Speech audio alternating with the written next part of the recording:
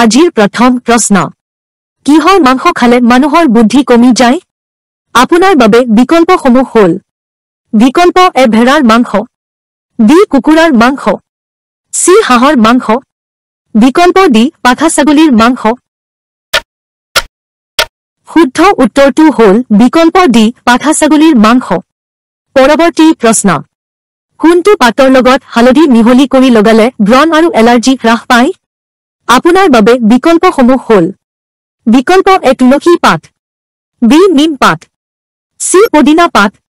বিকল্প ডি নেমুৰ পাত শুদ্ধ উত্তৰ বিকল্প বি নিম পাত পৰৱৰ্তী প্ৰশ্ন মানুহৰ শৰীৰত কিমান গতি থাকে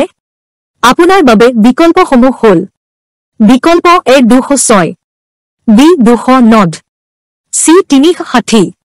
বিকল্প ডি 365